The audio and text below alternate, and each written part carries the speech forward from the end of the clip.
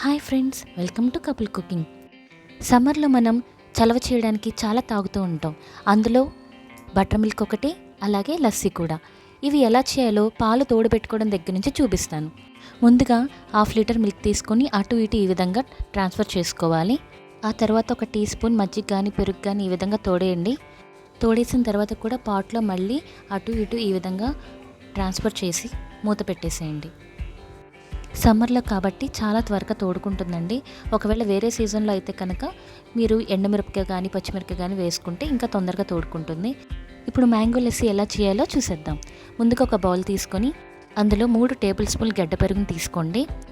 కొంచెం water, ice sticks ఇలా వేసుకొని బాగా చిలకరించాలి. మీరు గుర్తుంచుకోవాల్సింది ఏంటంటే అస్సలు మీరు మిక్సీ జార్ అనేది యూస్ చేయొద్దండి. ఈ విధంగా చిలకరించుకుంటే మంచి టేస్ట్ వస్తుంది ఈ లస్సీకి.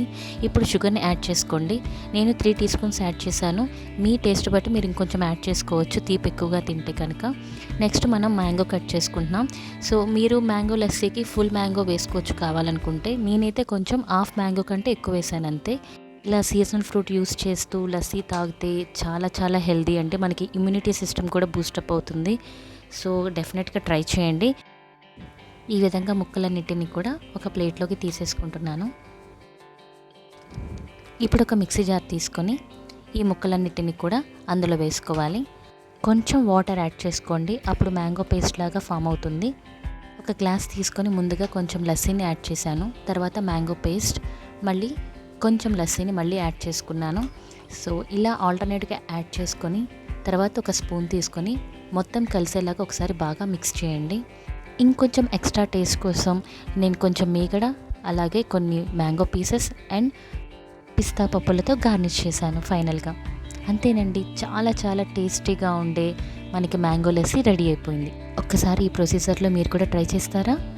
ఇప్పుడు బటర్ మిల్క్ కోసం ఒక మిక్సీ జార్ తీసుకొని కొంచెం అల్లం ముక్కలు, ఒక చిన్న పచ్చిమిరపకాయ, కరివేపాకు, కొంచెం కొత్తిమీర, అలాగే జీలకర్ర కూడా వేసుకోండి.